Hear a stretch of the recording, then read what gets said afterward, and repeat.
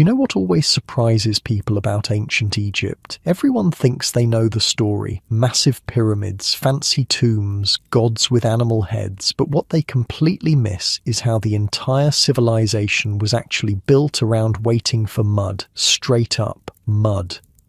And not just any mud. I'm talking about a very specific kind that only appeared once a year when the Nile decided to completely drown everything these people had built. Imagine waking up one day and your entire world is underwater. Not a disaster, but actually the best possible news. The reality of living alongside the Nile was nothing like what you see in movies. Most people imagine ancient Egyptians just hanging out in temples or building pyramids, but their actual daily existence revolved around something much more intense, predicting and surviving a massive flood that would either bring life or total devastation. Oh, and if you're enjoying these stories, I'd really appreciate a like or subscribe. Super curious where you're all listening from, so drop a comment with your location and what time it is there. Always blows my mind how people are falling asleep to this all over the world. All right, let's head back to ancient Egypt. Trust me, it's going to be quite a ride. But first, get comfortable. Seriously. Adjust those pillows, pull up that blanket, because where we're going, you're going to want to be cozy. So congratulations, you just woke up in ancient Egypt, your eyes flutter open to darkness, not the gentle darkness of your bedroom now with maybe a hint of streetlight through the blinds. No, this is the pure blackness of a world without electricity. The air is thick with heat, and as you take your first conscious breath, you notice something, a smell, earthy, rich, slightly pungent. It's the scent of wet soil and vegetation, of the Nile itself. You're lying on a reed mat, not a memory foam mattress. The ground beneath is packed earth, cool against your back. Through the small window high in the mud brick wall, you can see the faintest lightening of the sky. Dawn is approaching. Already sounds filter in, voices calling, the braying of donkeys, the distant splash of water.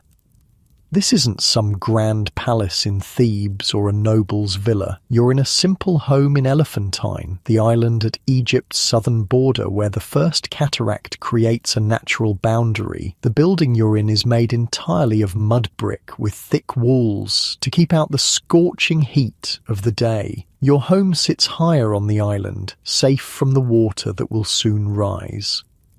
You stretch and sit up. Your name is Meritaten, and today is perhaps the most important day of your young life. You're 16 years old, and this is the first year you'll assist the priests in measuring the Nile's inundation at the Nilometer, the ancient stone gauge that predicts Egypt's fortune for the coming year. The floor feels different under your bare feet, slightly damp. That's new. You pause, heart suddenly racing. Could it be? Has it begun already? A voice calls from outside. Meritaten, hurry, it's happening.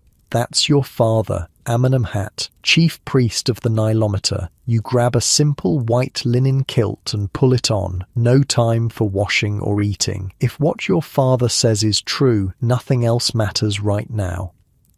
You step outside into the pre-dawn light. The air hits you like a warm, wet blanket. Despite the early hour, it's already hot, the humidity so thick you can almost drink it. The narrow street between the mud brick buildings is alive with activity. People are moving with purpose, all headed in the same direction, toward the Nilometer. There you are, your father says, appearing at your side. His shaved head gleams with sweat despite the early hour. As a priest, he keeps himself meticulously clean, his body free of hair, his white linen robes spotless. It's starting earlier than we predicted. The waters are rising at the first cataract. You follow him through the winding streets. Other families are emerging from their homes, faces tense with anticipation. Children run ahead, excited by the commotion. This is the moment everyone has been waiting for, praying for. The Nilometer comes into view as you round a corner. It's not an impressive structure, simply a stone staircase leading down into a well connected to the Nile by a small channel, but what it represents is nothing less than life itself. A crowd has already gathered. You recognize the governor standing apart from the common people, his fine linen gleaming white in the growing light, his servants creating a bubble of space around him. The other priests are there too, preparing for the ceremony that will mark the beginning of Akhet, the season of inundation. You've heard about this moment your whole life. You've seen the Nilometer before, of course, but this is different. This is the first time you'll witness it in action, the first time you'll be part of the sacred measurement that will determine taxes, food supplies, and possibly survival for the entire kingdom. What most people don't understand about ancient Egypt is that the entire civilization, from the humblest farmer to the divine pharaoh himself, lived and died by the flood. Too little water meant famine, too much meant destruction. The difference between life and death came down to a few precise markings on stone. Your father leads you past the crowd to the Nilometer itself. Already you can see water seeping into the well, covering the first few steps of the staircase. The king's messenger will be watching, your father whispers, adjusting your kilt. Whatever number we report will be carried to Memphis, and from there to the palace. The Divine One himself will want to know immediately if we will have abundance or less. You swallow hard. The weight of responsibility settles on your shoulders like a stone block. This isn't just some religious ritual. The measurements taken here will determine the tax rate for the entire kingdom. If the Nile rises to 14 cubits, it will be a disaster.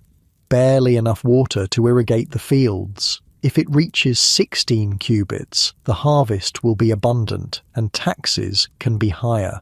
The perfect height is 16 cubits. Exactly right, as the saying goes. But if the water reaches 18 cubits or higher, it will be catastrophic. Fields washed away, villages destroyed, lives lost. At 18 cubits, no taxes can be collected because there will be nothing to tax. The crowd falls silent as your father raises his arms. The season of Akhet has begun, he intones. Happy Lord of the fishes and birds of the marshes has arrived. We come to measure his blessing. You've been trained for years for this moment. With steady hands, you help prepare the measuring cord, marked with knots at precise intervals. Your father will lower it into the well, and together you'll read the height of the water. As the ceremony begins, you notice something odd. The water is rising faster than normal. Usually, the Nile rises gradually over days, but now you can actually see the water creeping up the steps minute by minute. Your father notices, too. His face doesn't change. He's too well trained for that. But you catch the flicker of concern in his eyes. He leans close and whispers, "Watch carefully, my son. This is not normal. The gods are sending us a message." The measuring begins. You hold one end of the cord while your father descends the steps until he's ankle deep in the rising water. The crowd watches in tense silence. Everything depends on this moment. Your father makes the measurement, then climbs back up. He gives the governor a slight nod, and relief visibly washes over the official's face. Your father turns to the crowd. 12 cubits already, with more to come. Happy brings a strong flood this year. Prepare your fields and your storehouses, for we will have abundance. A cheer rises from the crowd. 12 cubits this early in the season means the flood will likely reach the optimal 16. Not too little, not too much. Just right. But as the crowd disperses, your father pulls you aside, his face grave. "I told them what they needed to hear," he says quietly. "But the truth is more complicated. The water is rising too quickly. If it continues at this rate, we could see 18 cubits or more. Disaster." "And why didn't you tell them?" you ask. because panic helps no one, and because I could be wrong. The gods work in mysterious ways. Perhaps the rise will slow, perhaps not. We must watch and measure every day, and we must pray. He grips your shoulder. This is the true work of the Nilometer priest, meditaten. Not just to measure, but to know when to speak and when to stay silent. Lives depend on our wisdom as much as our accuracy. As you walk back home, you see the community already preparing for the flood. Men are reinforcing the mud brick walls of their homes with extra clay. Women are moving food stores to higher ground. Children are helping wherever they can, carrying small items to safety. This, you realize, is the real Egypt, not the massive monuments or the grand palaces, but ordinary people preparing for the annual miracle and potential disaster that is the Nile flood. Every aspect of life revolves around this cycle. The calendar itself is built around it. Akhet, the inundation, Pereh, the growing season, and Shemu, the harvest. Back at home, your mother is preparing for the flood in her own way. She's mixing beer, thicker and more nutritious than what you might imagine beer to be. It's more like liquid bread, and it's a staple of the Egyptian diet. During the flood, when movement is restricted and fresh food might be hard to come by, stored beer and bread become even more important. "Did it go well?" she asks, not looking up from her work.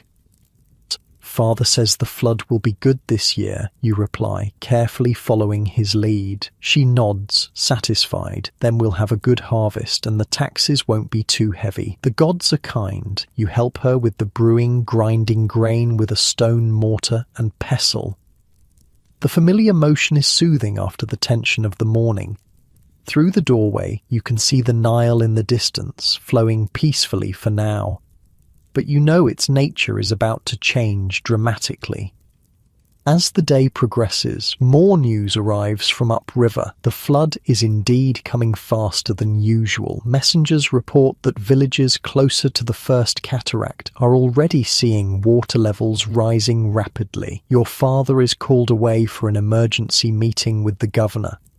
While he's gone, you climb to the roof of your home, the highest point you can easily reach. From here, you can see much of the island and the river surrounding it. The Nile looks different already, muddier, faster, higher against its banks. In the distance, you can see the first fields beginning to disappear under the advancing water. It's a strange sight, land slowly vanishing, becoming one with the river, and yet this apparent destruction is actually creation. Without this annual drowning, Egypt would be nothing but desert. The floodwaters carry rich black silt from the highlands of Ethiopia, depositing this fertile soil across the floodplain. When the waters recede, the land will be reborn, ready for planting. The flood transforms the landscape completely. During the height of Akhet, most of the floodplain will be underwater, turning Egypt into a series of islands connected by raised pathways. Villages built on higher ground become isolated from one another. Travel is difficult mostly by boat. Many crafts and industries shut down. Farmers, unable to work their submerged fields, are drafted for building projects or other labour. It's a time of both danger and celebration, of anxiety and faith. And this year, with the waters rising faster than normal, the tension is even higher. Your father returns at midday, his face drawn. "The governor is worried," he says to your mother. "The last time the waters rose this quickly was 15 years ago, when the flood reached 19 cubits and 3 settlements were washed away." 15 years ago, just after you were born. You've heard stories about that terrible flood, but you were too young to remember it. "What does this mean for us?" your mother asks, her hands stilling in her work. "We should be safe here on the island," your father says, "but many of the lowland fields and villages..." He doesn't finish the sentence. He doesn't need to. For the next several days, you assist your father in taking measurements at the Nilometer. The water continues to rise faster than anyone can remember. By the 5th day, it's already reached 14 cubits. Fields all along the river are disappearing underwater. But strangely, life goes on. This is Egypt, after all. The flood comes every year, and people have adapted. Boats become the primary mode of transportation. Temporary markets spring up on high ground. Children play in the shallower parts of the floodwaters, splashing and laughing, despite the danger. One morning, you accompany your father to a meeting with the governor and other officials. The room is tense. Reports have come in from throughout the region, and they're not good. 2 villages near the Second Cataract have been completely flooded, one official reports. The people escaped, but their homes and most of their possessions are gone. The watermarks at the Temple of Khnum are already higher than they've been in 20 years, says another. What are we to tell Pharaoh? The governor asks, addressing your father directly. His tax collectors will be making their plans based on our reports. Your father takes a deep breath.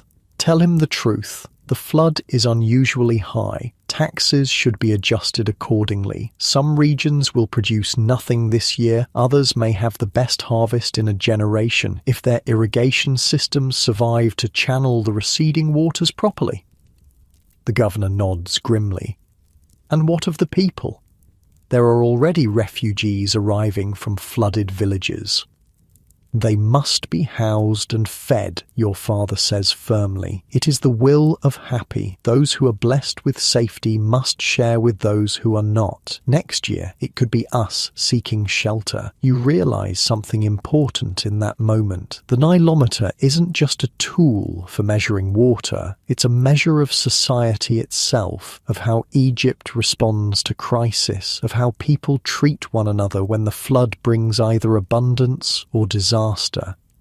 As you leave the meeting, your father points to a massive stone structure in the distance, a granary where surplus grain is stored. See that? He says. It was built after the great flood of your birth year. The previous one was washed away. After the disaster, the divine Pharaoh decreed that new granaries should be built on higher ground throughout Egypt. Each district now maintains a reserve large enough to feed its people for 2 years, if necessary. 2 years, you ask, impressed?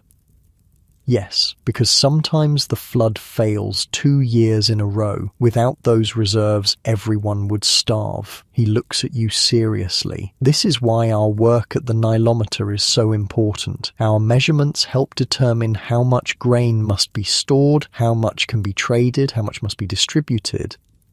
As you return to the Nilometer for the evening measurement, you see a crowd gathered there again, but this time the mood is different, more solemn, anxious. Word has spread about the unusual flood. Your father pushes through the crowd, you following close behind.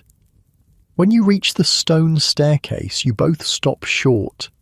The water has risen dramatically in just a few hours. It's now at 15 cubits and still rising fast. Your father's face is grim as he performs the measurement, confirming what you can both see. When he turns to the crowd, he doesn't bother to hide the truth. 15 cubits and rising, he announces. The flood is higher than expected. Those in low-lying homes should move to higher ground immediately. Those with boats should prepare to assist in evacuations if needed.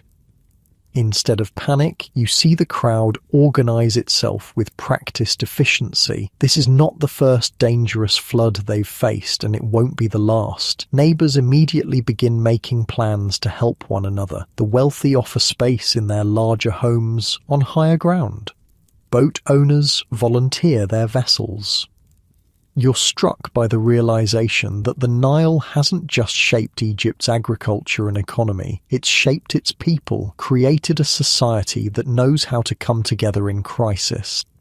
That night, the sound of the river keeps you awake. Even from your home high on the island, you can hear the rush of water growing louder as the flood continues to rise. The Nile is no longer the calm, life-giving presence you've known all your life. It's becoming something else, powerful, potentially destructive, a force of nature that demands respect.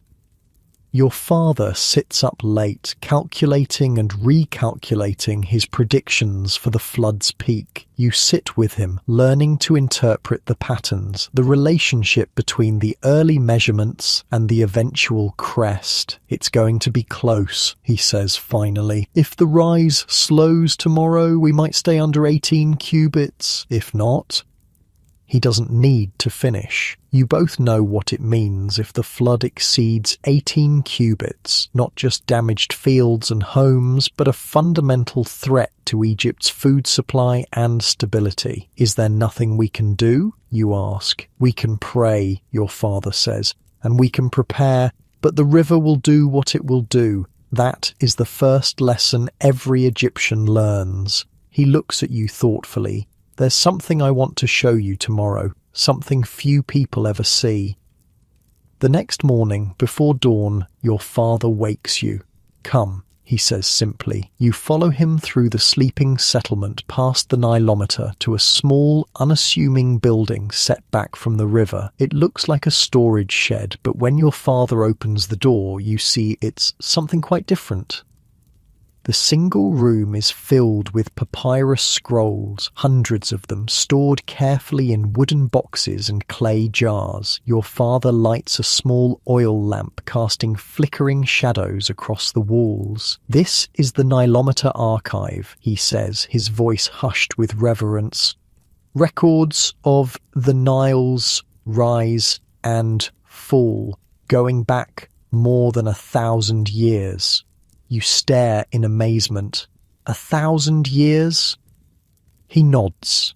Every measurement, every day of every flood, recorded by the priests who came before us. This is how we know what to expect, how we learn to read the river's patterns. He selects a scroll from one of the boxes and unrolls it carefully. The papyrus is yellowed with age, the hieroglyphics faded but still legible. This one records the Great Flood during the reign of Pharaoh Jer over 700 years ago. The water reached 20 cubits, the highest ever recorded. Half the settlements in Upper Egypt were destroyed. You scan the ancient writing, marveling at this connection to the distant past. Here are the actual marks made by a priest long dead, recording a disaster that happened centuries before your birth. "And this," your father says, selecting another scroll, "is what I was looking for. The flood of your birth year, 19 cubits at its peak." He unrolls the scroll, revealing columns of neat hieroglyphics. You can read most of it. "See here." He points to a specific passage. "The water rose quickly at first, just like now, but then it slowed during the middle third of Akhet. That's what saved us from complete disaster." He looks up at you, his eyes reflecting the lamplight. "Every flood is different, yet every flood is the same. The river rises, peaks, and falls. What matters is how quickly it happens and how high it goes." He rolls the scroll carefully and returns it to its box. "This is the true wisdom of Egypt, Meritaten. Not the grand temples or the pyramids, but this, the patient recording of the river's rhythms, year after year, generation after generation. This is how we survive." As you leave the archive, the eastern sky is beginning to lighten. Another day of the flood is beginning. What will it bring? Will the waters continue their rapid rise, or will they slow, sparing Egypt from disaster? In the growing light, you see boats moving across what were fields just days ago. Farmers have turned into fishermen, taking advantage of the flood to supplement their food supplies. Children swim in the shallower waters, laughing and playing. Life adapts. Egypt endures. Your father puts his hand on your shoulder as you both gaze out at the transformed landscape. "Remember this, Meritaten," he says quietly. "The Nile gives and the Nile takes away. Our job is not to control it, no one can do that, but to understand it, to measure it, to respect it, and to help others do the same." You nod, watching the sunlight spread across the floodwaters, turning them from black to gold. Whatever happens in the days to come, you'll face it as Egyptians have always faced the unpredictable Nile, with preparation, with community, and with faith that after every flood, no matter how destructive, the land will be reborn. The water continues to rise as the morning progresses. By midday, it's reached 16 cubits, the ideal height for a perfect harvest, but it shows no sign of stopping. The current grows stronger, carrying debris from upstream, branches, parts of wooden structures, even a small boat, capsized and empty. Your father sends you to help evacuate a family living in a low area of the island. Their home is already taking on water. You assist them in moving their few precious possessions, clay pots, cooking utensils, sleeping mats, to a relative's house on higher ground. The father of the family, a fisherman named Senbi, thanks you with a gift of dried fish. "For your help," he says simply. Despite losing his home, he shares what little he has. This too is Egypt, generosity even in crisis. When you return to the Nilometer in the evening, the water has risen to almost 17 cubits. The crowd is larger now, tense and watchful. Everyone knows that 18 cubits is the threshold between difficulty and disaster. Your father performs the measurement with the same careful precision he always shows, but you can see the strain in his face when he announces 16 cubits and 4 palms. A murmur runs through the crowd, so close to the danger point already, and the flood has just begun. That night, you can't sleep. The sound of the river fills your ears, and your mind is full of images from the day. The submerged fields, the evacuated homes, the faces of the people balancing between hope and fear. You slip out of your sleeping mat and climb to the roof of your home. In the moonlight, the floodwaters seem to glow with an inner light. The transformed landscape is both beautiful and terrifying. The eternal dance of land and water, destruction and creation continues as it has since before the first pharaoh ruled. Tomorrow, you'll measure the waters again. Tomorrow, you'll help those in need. Tomorrow, you'll continue learning the ancient wisdom of the Nilometer, the science of survival in a land ruled by the river's rhythms. For now, you watch the moonlight on the water and contemplate the delicate balance that is life in ancient Egypt, a civilization built on the predictable unpredictability of the Nile's annual flood. The village of Hut-Herib looked nothing like it did 3 months ago, where dusty paths and small mud brick homes once stood. Now there was a sprawling lake stretching to the horizon. Only the tops of the tallest date palms and the village itself, built carefully on a rise of land, remained above the floodwaters.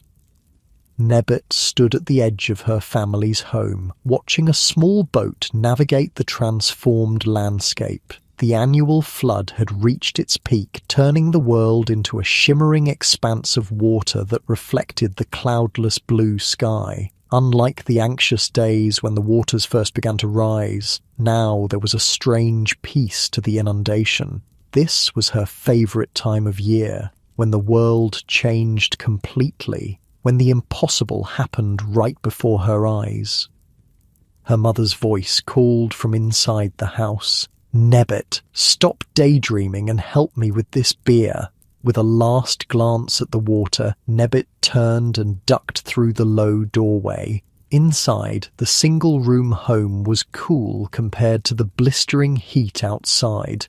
The thick mud-brick walls kept the worst of the sun at bay, while the small high windows allowed some light but little direct heat.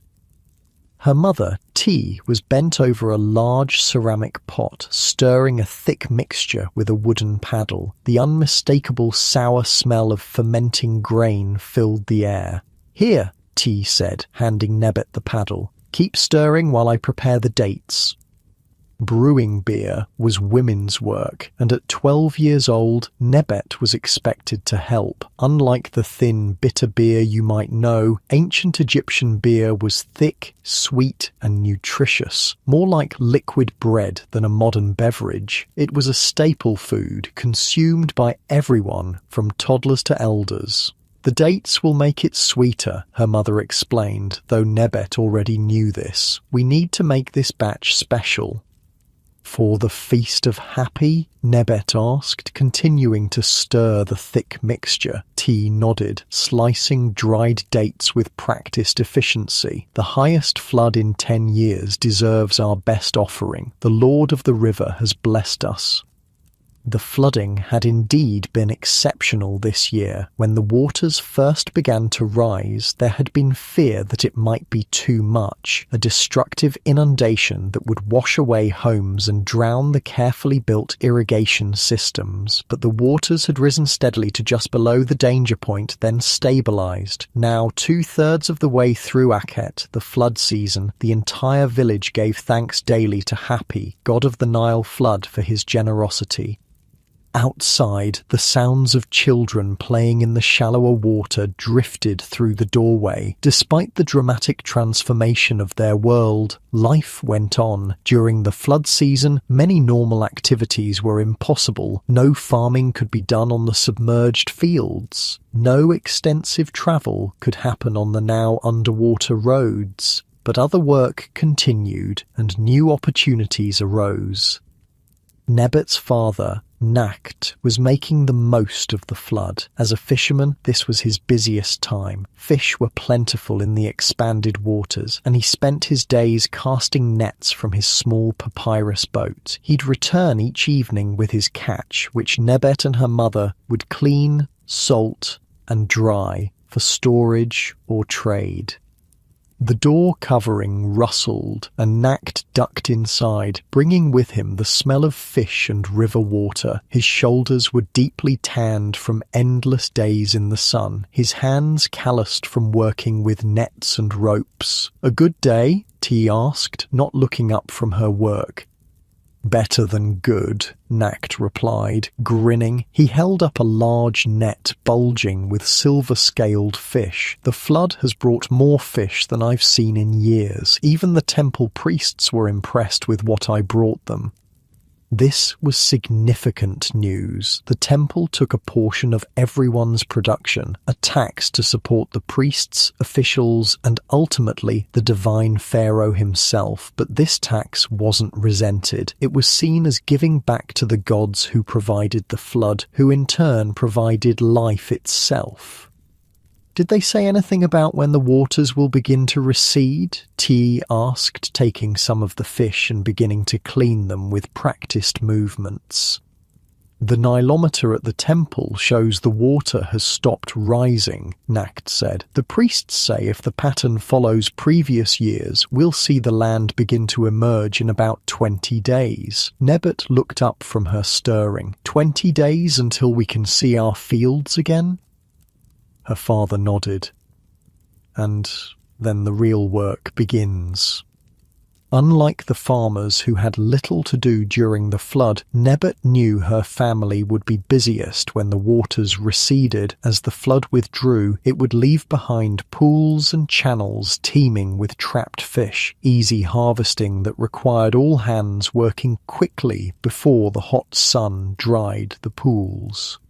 "But for now," Nakht said, sitting down on a reed mat, "we prepare for the Feast of Happy. The whole village will gather tomorrow to give thanks for the perfect flood." The feast was the highlight of Akhet, a celebration of the life-giving inundation. Everyone in the village would contribute what they could. Beer, bread, fish, vegetables from the few garden plots on high ground that remained cultivable during the flood. There would be music, dancing, and offerings to Happy. As the sun began to set, Nebet climbed with her parents to the flat roof of their home. Many families in the village did the same each evening, seeking the cooler air and the spectacular view. From this vantage point, they could see the entire transformed landscape, the vast expanse of water, dotted with the tops of palm trees and the islands that were once the highest points of the land. Small boats moved across the water, fishermen returning home or people visiting neighbours in nearby villages. In the distance, Nebet could make out the temple complex, built on the highest ground and now surrounded by water like a fortress. "Look there," her father said, pointing to the western horizon where the sun was setting in a blaze of red and gold. "When the sun sets like that, so red, it means Happy is pleased with our offerings." "And will the harvest be good?" Nebet asked, though she knew the answer. It was a ritual question, part of the reassurance they all sought during this time of waiting. "The best in years," her father confirmed. "The silt will be thick and black, perfect for planting. If Osiris is also generous, we'll have grain enough to last 2 years." Osiris, god of vegetation, the afterlife, and the cycle of death and rebirth, was closely linked with Happy in the minds of the Egyptians. The flood itself was sometimes said to be the tears of Isis mourning her husband Osiris. The death and resurrection of Osiris paralleled the annual cycle of the Nile, the dry season when the land seemed dead, followed by the flood that brought rebirth and new growth. These were not abstract theological concepts to Nebet and her family. They were the practical reality of life in Egypt, where survival depended entirely on understanding and working with the river's cycles. As darkness fell, lamps were lit across the village, small clay dishes of animal fat with reed wicks that cast a warm, flickering light. From rooftop to rooftop, neighbours called greetings and shared news. Despite the isolation created by the flood, community remained strong.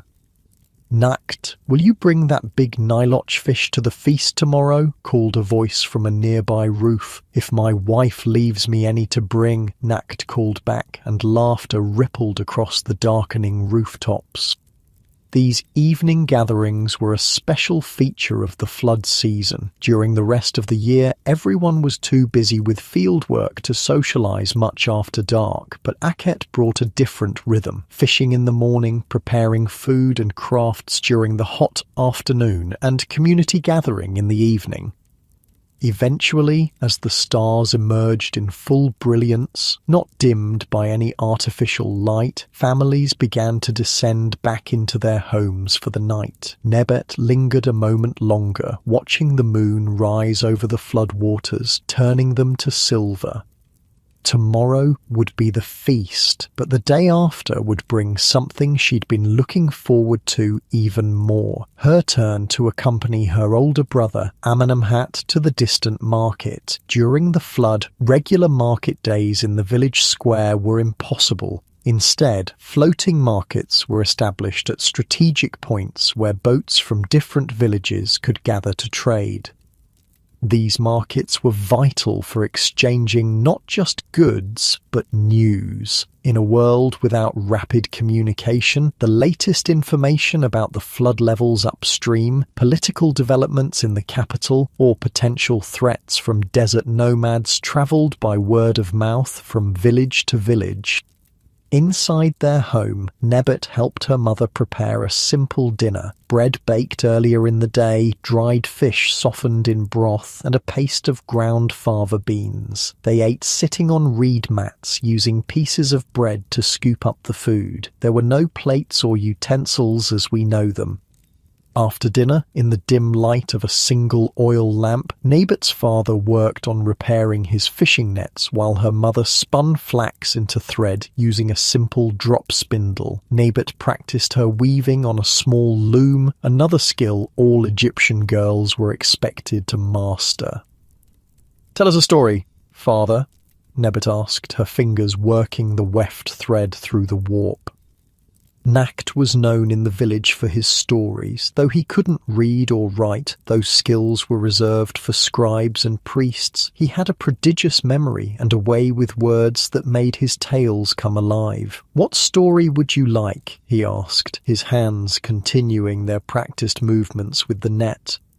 "Tell about the time before the Nilometer, when no one knew if the flood would be good or bad," Nebet requested. It was one of her favourites, though she suspected parts of it were more legend than history. Nacht smiled, a good choice for the eve of the Feast of Happy. He cleared his throat and began in the rhythmic voice he used for storytelling. "Long ago, before the first kings united the two lands, before the first stone was laid for any temple, the people of the Nile lived in fear each year as Akhet approached, for they had no Nilometer to measure the flood, no records of past years to guide them, no priests to interpret the signs." His voice dropped dramatically. Each year was a mystery. Would Happy bring life-giving water, or would he bring destruction? Would the fields be nourished by rich silt, or would they remain dry and barren? No one knew until the waters came. Nebet's hands stilled on her weaving as she listened, though she'd heard the story many times before. In those days there lived a wise woman named Nekhbet in a village much like ours. She watched the river more carefully than anyone, noting how the water birds behaved before the flood, how the crocodiles moved their nests, how the very air smelled different as Akhet approached. Year after year, Nekhbet observed and remembered. When she became very old, she called the people of her village together and told them what she had learned. "Watch for the bright star Sothis rising just before the sun. When you see it, the flood will come within 5 days. Watch the colour of the first flood waters. If they are very red, the flood will be high. If they are more brown, it will be lower." The people listened to Nekhbet and found that her signs were true. They began to prepare for each flood according to the signs, building their homes higher when a great flood was coming, digging deeper irrigation channels when a low flood was expected. Word of Nekhbet's wisdom spread up and down the river. Soon every village had watchers who studied the signs, and when the first kings united Egypt and the first temples were built, the priests created the Nilometers, stone stairs descending into the river marked with cubits and palms, to measure precisely what Nekhbet had taught the people to observe. Nacht's voice returned to normal, and that is why, even today, we watch for the star Sothis and observe the colour of the first flood waters, just as our ancestors did in the time before the Nilometer. Nebet smiled. She loved how the story connected her to countless generations who had lived by the same river, observed the same cycles, and depended on the same flood. "Is the story true, Father?" she asked, knowing his answer but playing her part in the ritual. "All stories contain truth," he replied, as he always did. Whether Nekhbet was one woman or the collected wisdom of many, the signs she taught are real. We still use them today, alongside the Nilometer. As the lamp burned low, the family prepared for sleep. There were no beds, as we would recognize them, simply reed mats rolled out on the packed earth floor. During the hottest nights, like tonight, many people chose to sleep on the roof instead, where the air was cooler. Nebet carried her sleeping mat up to the roof, spreading it out beneath the star-filled sky. All around the village, other families were doing the same. The air was still warm but much more comfortable than inside the house. As she lay looking up at the stars, Nebet thought about the feast tomorrow. She would wear her best linen dress, simple by our standards, but the finest her family could afford. There would be music played on flutes and drums, dancing, and so much food. The whole village would gather in the temple courtyard, the highest point of land, to give thanks to Happy for the perfect flood. The thought of the feast must have followed her into sleep because she dreamed of dancing to flute music, the waters of the Nile sparkling around her feet. In her dream, the river god himself rose from the waters, a blue-skinned figure with a pot-belly and pendulous bresses, crowned with papyrus plants, exactly as he was depicted in the temple paintings. "Happy blesses those who respect the river," the god said in her dream. "Remember this, little one." She woke at dawn to the sounds of the village coming to life, voices calling, birds singing, the splash of boats being launched for early morning fishing. Today was the Feast of Happy, and there was much to prepare. Her mother was already up, putting the finishing touches on the special beer they would contribute to the feast. The dates had given it a rich sweetness, and the aroma filled their small home.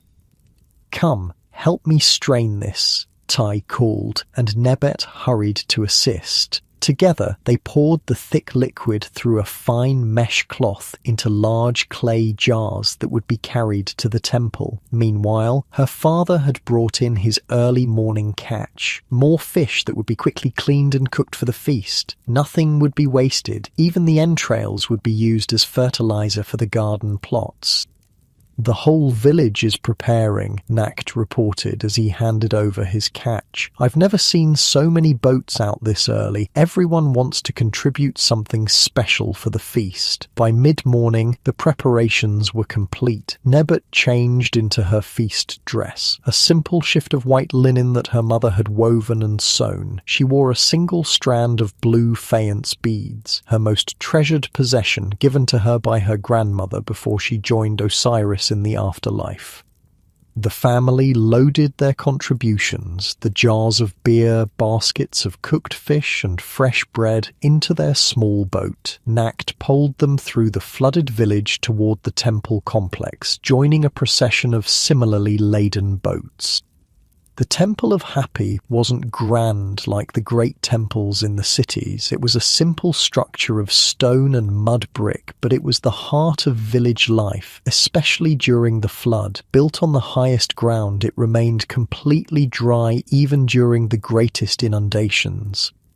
As they approached, Nebet could hear the music already beginning, the haunting sound of reed flutes, the steady beat of drums made from pottery and stretched animal skin. The temple courtyard was filling with villagers in their best clothes, everyone bringing food and drink to share.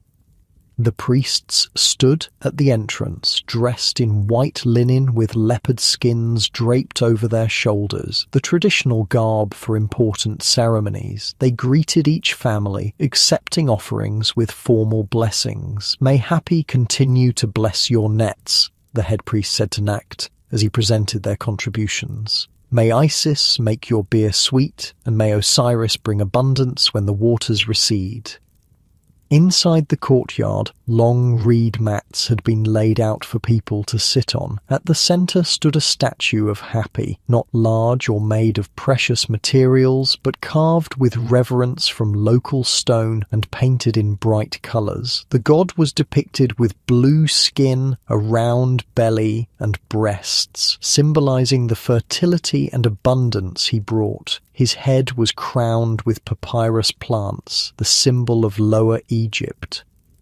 The statue had been specially decorated for the feast. Garlands of flowers hung around his neck, and offering bowls filled with beer, bread, and fish were placed at his feet. The village headman stood to address the gathered community. Though not a priest, he was responsible for civil administration and worked closely with the temple authorities.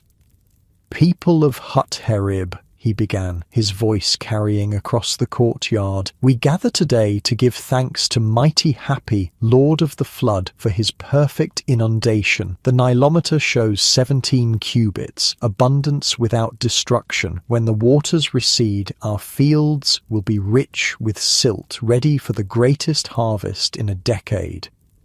A cheer went up from the crowd. 17 cubits was indeed perfect, high enough to cover all the farmland with water and silt, but not so high as to threaten the village itself. Before we feast, let us give proper thanks, the headman continued, turning to the head priest, who stepped forward to lead the ritual. What followed was both religious ceremony and community celebration. The priest recited formal prayers, his words ancient and somewhat difficult even for native speakers to fully understand, like an English speaker trying to follow Shakespeare. But everyone knew the general meaning and when to respond with the traditional phrases. "Hail to you, happy, who emerges from the earth, who comes to nourish Egypt," the priest intoned. "We give thanks for your blessing," the villagers responded in unison. The priest poured a libation of beer before the statue, letting it flow onto the ground. "Drink, happy, that you may continue to feed us with your waters." Then came the offering of bread and fish, placed ceremonially before the statue while the priest recited more prayers. Finally, the formal part of the ceremony concluded and the feasting began. Servants of the temple distributed food and drink to everyone present. Social distinctions remained. The village elite sat closest to the statue, while ordinary farmers, fishermen, and craftspeople sat further away. But everyone shared in the abundance. Musicians played more lively tunes now, and some people began to dance. Children ran and played games in the open spaces of the courtyard. The atmosphere was one of genuine joy and thanksgiving. Nebbet sat with her family, enjoying the special feast foods, bread made with honey, fish prepared with rare spices, vegetables grown in the temple gardens that remained above water during the flood. Beer flowed freely, though it was nothing like modern alcohol. More nutritious than intoxicating, though still mildly fermented. As the feast progressed, she noticed a group of strangers being welcomed by the headman. They had arrived in a larger boat than any in the village, traders from downriver bringing news and goods from the larger world.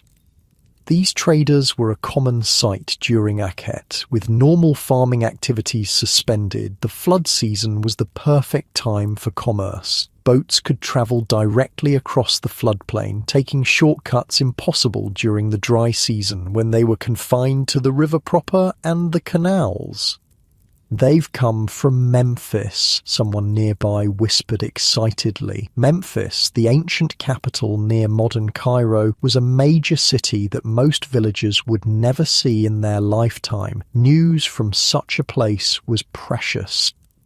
Nebbet watched as the traders presented gifts to the headmen and priests, luxury items from the city that would have been unaffordable for ordinary villagers. In return, they would be given hospitality and the opportunity to trade with the locals in the days following the feast.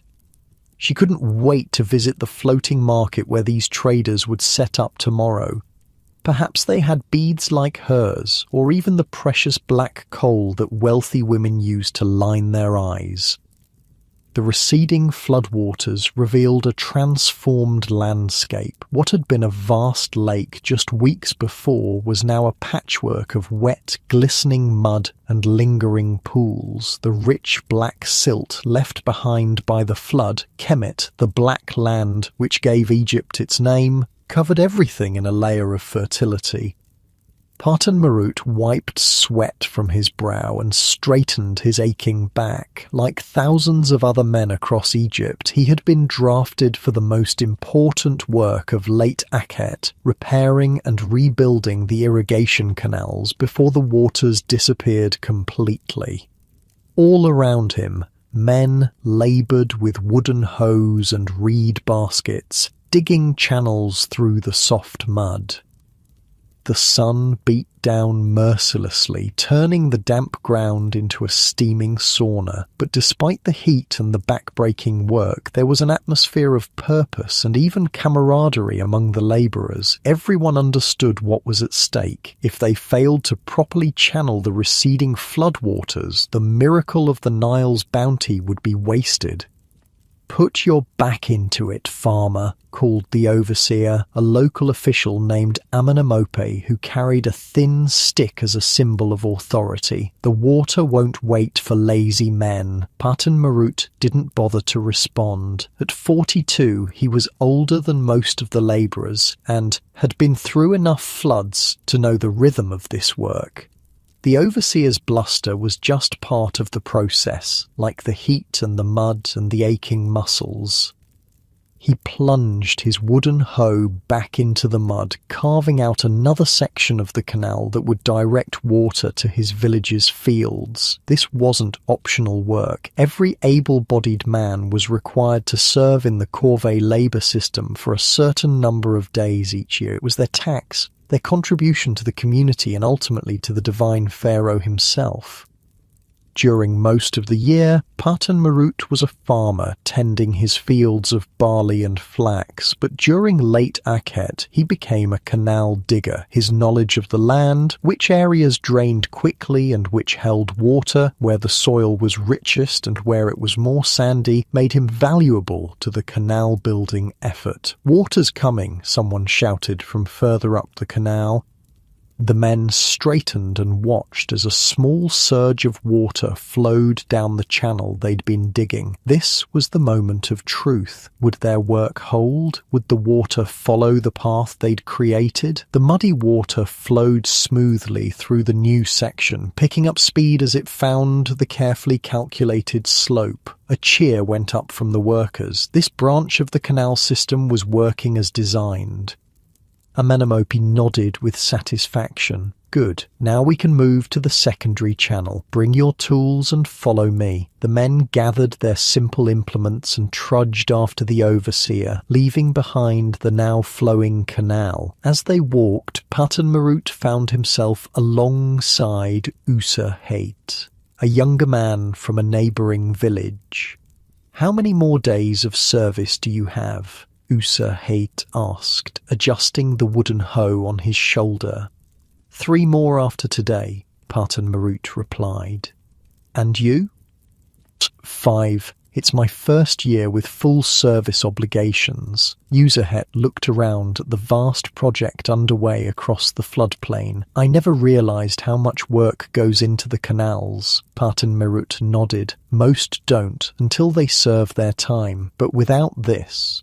He gestured to the complex network of channels being dug across the landscape. "None of us would eat." The canal system was the true marvel of Egyptian civilization, more impressive in its way than the temples and pyramids. Every year after the flood, this entire infrastructure had to be rebuilt. Thousands of kilometers of waterways, from major arteries that could float boats to tiny capillaries that delivered water to individual fields.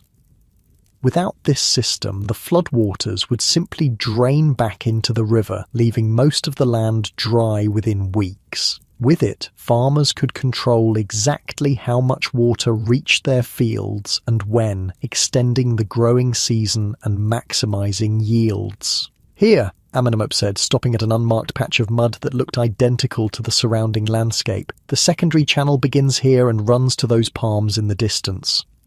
How did he know? There were no visible markers, no signs that a canal had ever existed here, but Patan Marut knew the answer. The overseer carried a papyrus scroll, the canal map for this district, created and maintained by scribes over generations. Every channel was recorded, its dimensions and direction precisely noted.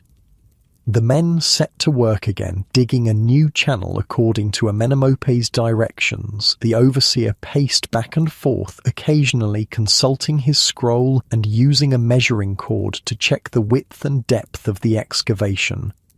Canal building was an exact science. The slope had to be just right, too steep and the water would flow too fast, eroding the banks, too shallow and it would stagnate, creating breeding grounds for disease-carrying insects. The width and depth had to match the volume of water expected, and the entire system had to work together, with main channels feeding secondary ones, which in turn fed the smallest field ditches. By midday, the heat was almost unbearable. The workers were given a brief rest, gathering in what little shade could be found under a cluster of date palms. They drank water from clay jars and ate a simple meal of bread and onions. "When I was a boy," Patan Marut said to Userhet and some of the other younger men, "my father told me that in the old days they used to divert entire branches of the Nile to create new farmland. Is that possible?" one young man asked, eyes wide. Patan Marut nodded. With enough men and the right knowledge, yes. The old kings did it. They turned desert into fields by changing the course of the river itself. Could we do that now? Userhet wondered. Perhaps, if the divine pharaoh commanded it. But our task is more modest, to make sure the water from this flood reaches all the existing fields before it's lost to the sea. After the brief rest, work resumed. The afternoon brought a new challenge, a section where the ground was less cooperative, more sandy than silty. Here the canal walls kept collapsing as soon as they were dug. Amenemope conferred with the older workers, including Patan Marut.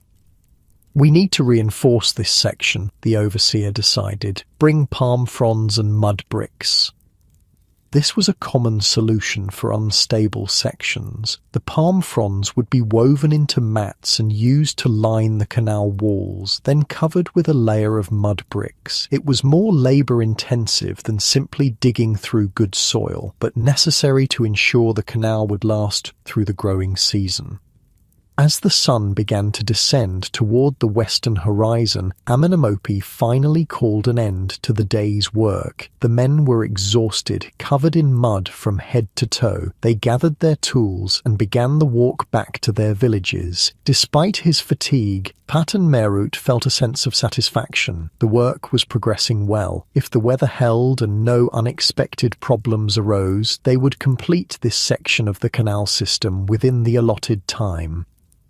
As they walked, the landscape around them was a hive of similar activity. In every direction, teams of men were digging channels, reinforcing banks and constructing small dams to control the flow of water. It was a massive, coordinated effort involving tens of thousands of workers across Egypt. "Look there," Patan Marut said to Userhet, pointing to a distant group working on a much larger canal. "Those are the Royal Engineers." The Royal Engineers were an elite corps of specialists who designed and supervised the most important waterworks, the main canals that fed entire districts, the levees that protected cities, and the reservoirs that stored water for the dry months. Unlike the local corvée labourers, they worked year-round and were paid from the royal treasury. "How does one become a royal engineer?" Userhet asked, watching the distant figures with interest. "First, you must become a scribe," Patan Marut replied. "Years of study, learning to read and write, to calculate and measure. Then, if you show talent, you might be selected for training in water management. It's a path for those with connections or exceptional ability." Userhet nodded thoughtfully. "My sister's son has been chosen for scribe training. Perhaps one day—" "It's a good path," Patan Marut agreed. "Scribes don't break their backs digging canals." They parted ways at a fork in the path, each heading to his own village. By the time Patan Marut reached home, the sun was setting, painting the landscape in gold and crimson. His village, unlike the one we saw during the height of the flood, was built on somewhat lower ground. During the inundation, the people had relocated to temporary shelters on higher land. Now, with the floodwaters receding, they had returned to their permanent homes and were busy repairing any damage caused by the long submersion.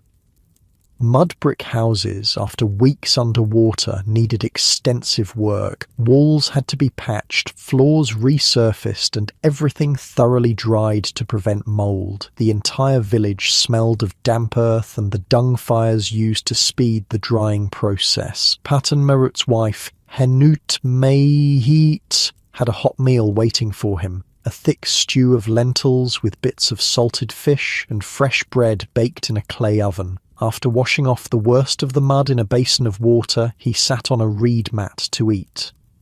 "How goes the canal work?" Henut Mehit asked, serving him a cup of beer to wash down the food. "Well enough," he replied between hungry bites. 3 more days should see the secondary channels completed. Then it's back to our own fields."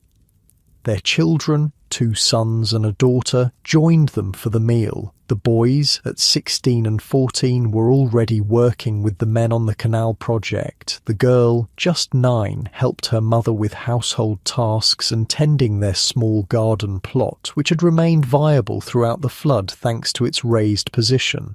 "Naktank learned something interesting from the Royal Engineers today," the older son said, referring to his younger brother.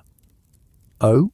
Patan Merut looked at his younger son with interest. The boy nodded eagerly. "They use a tool called a merket to make sure the canals are level. It's like a plumb line, but they use it with water to find the true level." Patan Merut smiled. His younger son had always been fascinated by tools and how things worked. The Royal Engineers have many such tools. That's why they can build canals that last for years, not just a single season. After the meal, despite his exhaustion, Patan Merut took a walk through the village. As a respected elder, he had responsibilities beyond his own household. He checked on an elderly neighbour whose son was away serving in the army, made sure a recent widow had help repairing her roof, and stopped to discuss the canal progress with the village headman. The headman, a stout man named Mahu, who served as the link between the village and the district officials, was concerned. "The overseer says we're behind schedule," he told Patan Merut. "If the channels aren't ready when the last flood waters recede, we'll lose precious growing time." "We've faced worse," Patan Merut reassured him. "Remember the year of the Great Flood when half the dikes washed away? We still managed to plant before Pare was half over." Peret, the growing season, followed Akhet in the Egyptian calendar. It was the time when crops were sown and tended, lasting roughly from November to February. After Peret came Shemu, the harvest season, from March to June. Then the cycle would begin again with the next flood. "True," Mahu acknowledged, "but the district governor is pressing for faster progress. He has quotas to meet, grain projections to fulfill." "We'll manage," Patan Merut said with the confidence of long experience. "The young men are strong, if inexperienced. With proper guidance, they'll learn quickly." This was another of his unofficial roles, reassuring the headman who bore the weight of responsibility for the village's productivity. If the harvest failed to meet the expected yield, it was Mahu who would face the district governor's displeasure. By the time Patan Merut returned home, night had fallen completely. Inside his house, a small oil lamp provided the only light, a simple clay dish filled with animal fat with a reed wick. His family was preparing for sleep, spreading reed mats on the packed earth floor. There was no privacy, as we would understand it. The entire family slept in the same room, parents and children together. This was normal in Egyptian village homes, which typically consisted of just 1 or 2 rooms plus a small courtyard. Despite his exhaustion, Parton Marut found it hard to fall asleep. His back ached from the day's labour, and his mind was busy with calculations and concerns. How much seed would they need for planting? Would the barley field, which had yielded poorly last year, do better with the rich new silt? Should they plant more flax this year, given the high prices textile merchants had been paying? These were the thoughts that occupied a farmer's mind during late Akhet, planning for the growing season to come, making decisions that would determine his family's prosperity for the entire year. Beside him, Henut Mahit stirred. "You're not sleeping," she observed quietly. "Too many thoughts," he admitted. "About the canals?" "About everything. The canals, the planting, the children." He sighed. Nakt Ankh is showing interest in the engineer's work. Perhaps he could train as a scribe. Henut Mahit was silent for a moment. That would be a better life for him. Easier on the body, if not the mind. Parton Marut nodded in the darkness. Every parent hoped their children might rise to a higher station, escape the endless cycle of physical labour that defined a farmer's existence. But scribe training was expensive and required connections. It would mean sacrifices for the whole family. "We'll see," he said finally. "For now, we focus on this season, one flood at a time, as my father used to say." He felt his wife's hand find his in the darkness, a small gesture of solidarity and comfort. Together they had weathered many floods, many plantings, many harvests. Whatever challenges this year brought, they would face them as they always had.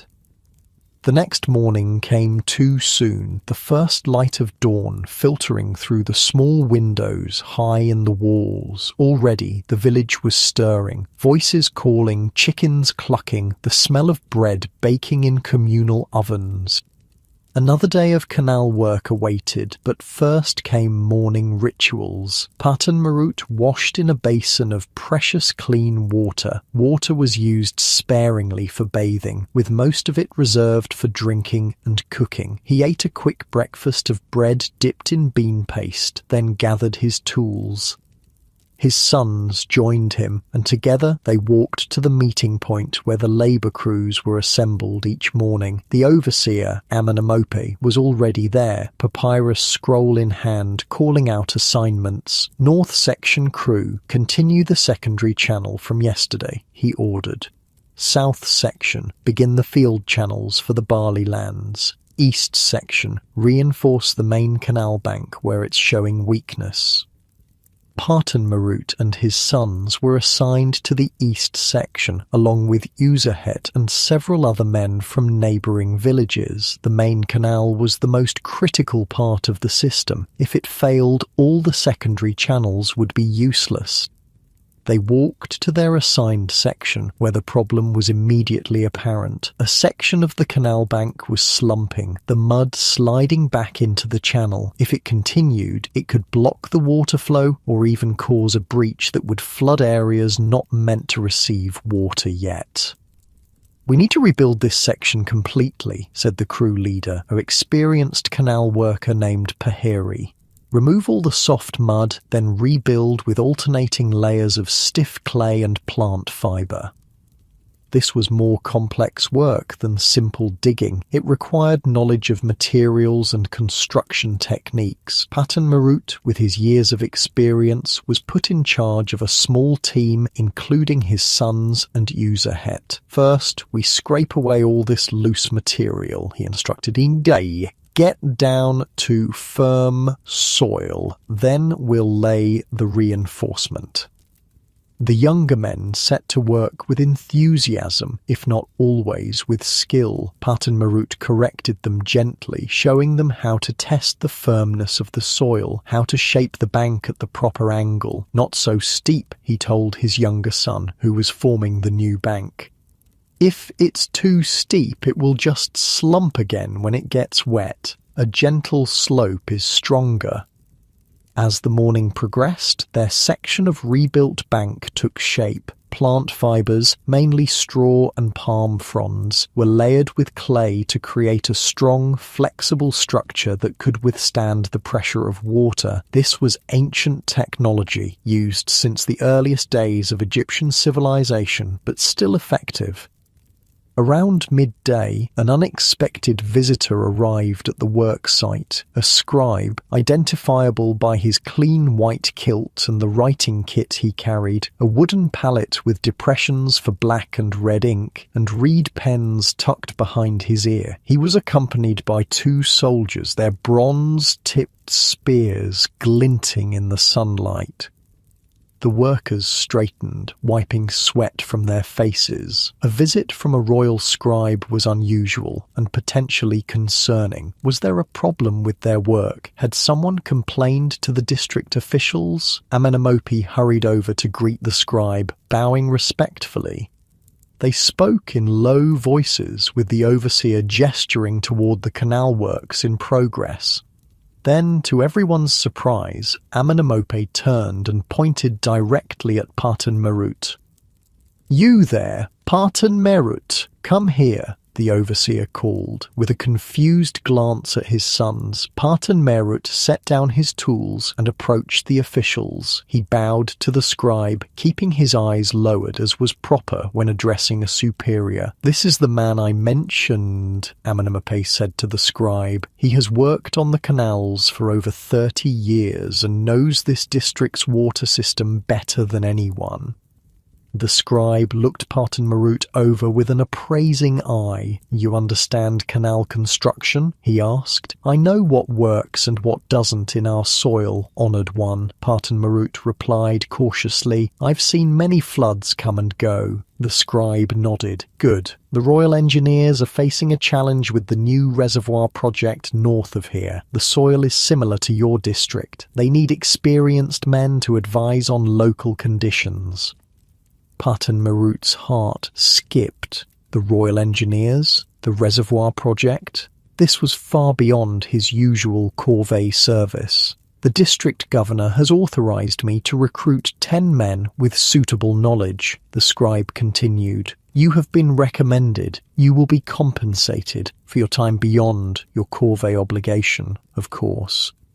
It was both an honour and a concern. Working with the Royal Engineers would mean leaving his village, perhaps for weeks. His own fields would need attention soon, but the compensation might make a significant difference to his family's prosperity, and the knowledge he might gain from working alongside the kingdom's best water engineers could benefit his entire community.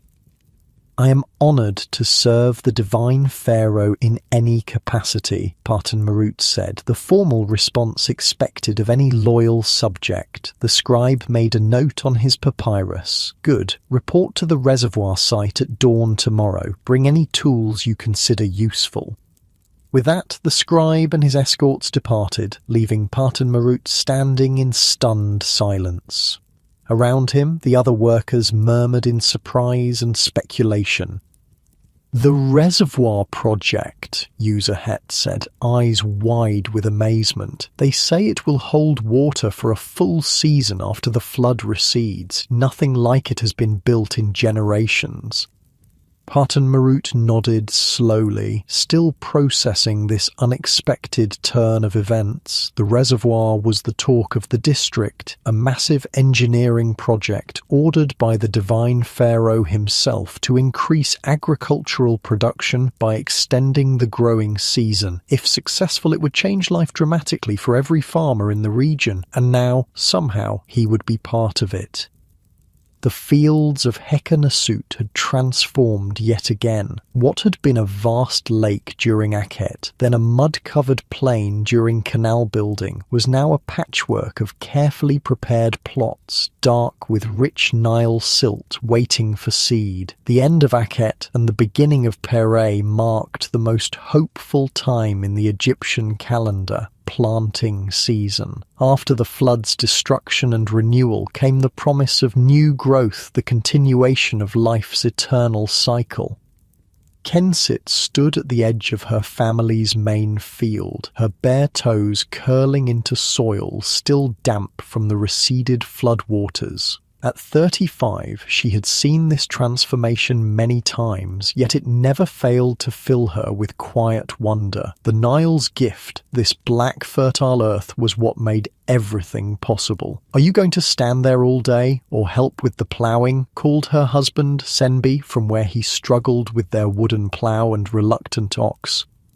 Kensit smiled and walked toward him. Unlike wealthier farmers who owned several oxen, they had just this one aging animal purchased after years of saving. Before that, they had pulled the plough themselves, back-breaking work that made even working with this stubborn beast seem like a blessing.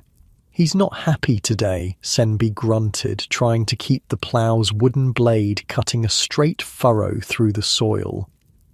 Kensit moved to the ox's head, stroking its nose and speaking in soothing tones. "Come, old one, just a few more hours and you can rest." The animal seemed to respond to her touch, pulling more steadily as Senbi guided the plough. This was their rhythm, developed over 15 years of marriage and farming together. He had the strength to handle the plough. She had the patience to manage the animals and children. Their field wasn't large, about 1.5 aroras, the standard Egyptian unit of land measurement, roughly equivalent to 1 acre, but it was their own, inherited from Senbi's father, and with good management it produced enough to feed their family with a small surplus to trade for necessities they couldn't produce themselves. From across the field came the sound of children's voices. Their 3 youngest, 2 boys and a girl, were supposed to be clearing the last debris left by the flood from the field edges, but from the laughter and splashing, Kensit suspected they had found a puddle to play in instead.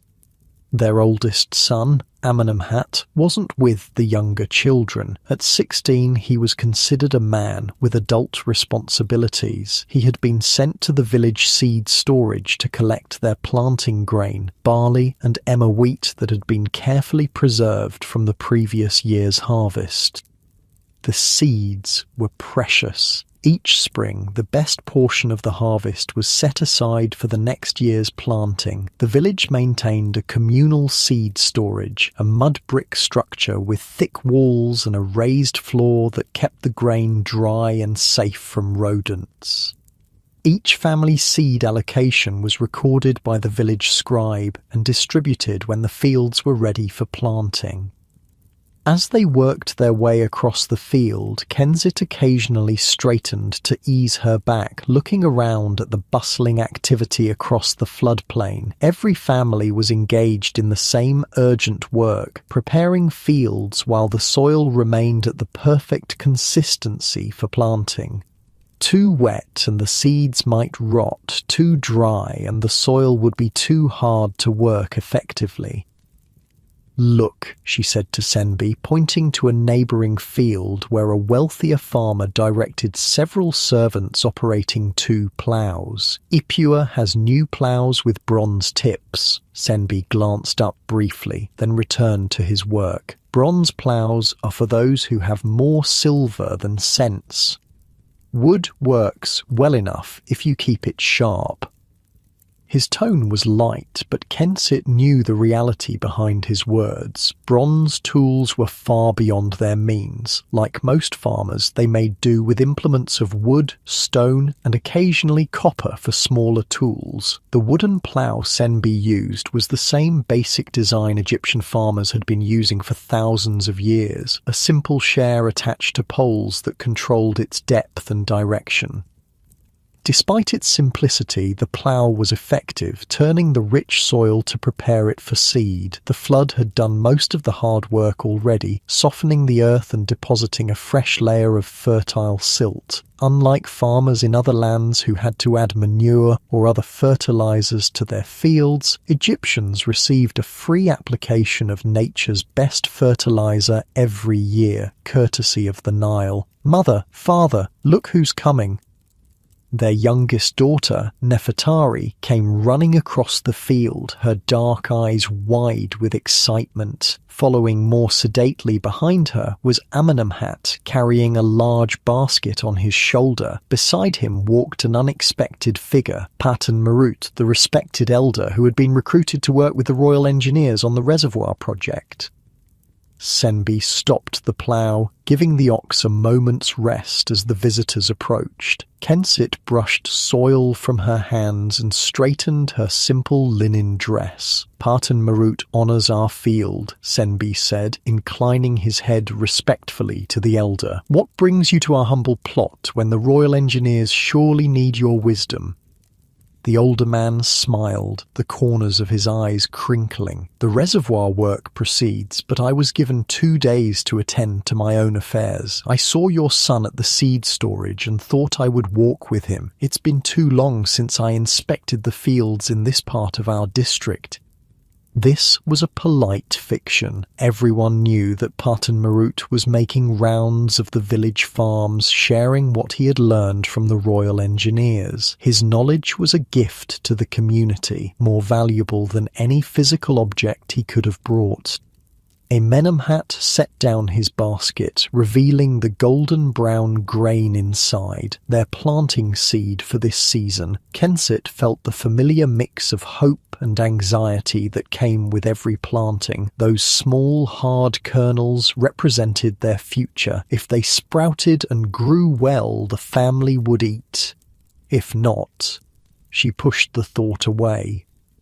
The engineers have shown me a new method for preparing seed, Patan Marut said, kneeling beside the basket. They soak it in river water mixed with natron for 1 night before planting. They claim it makes the seed sprout more quickly and deters pests. Natron, a naturally occurring mineral salt collected from dried lake beds, was used for everything from preserving mummies to cleaning teeth. That it might help crops was a new idea, at least to the farmers of Hekkenasut.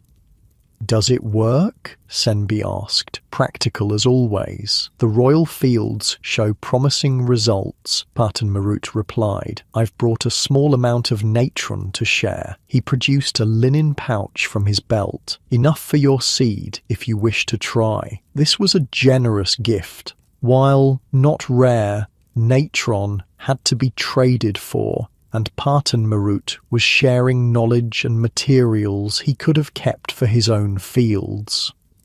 "We are grateful," Kensit said, accepting the pouch. She looked at her eldest son. "Amenemhat, find a clean pot for soaking the seed tonight." The boy nodded and hurried off toward their home, a simple mud brick structure visible in the distance, where the cultivated fields met the slightly higher ground of the village proper.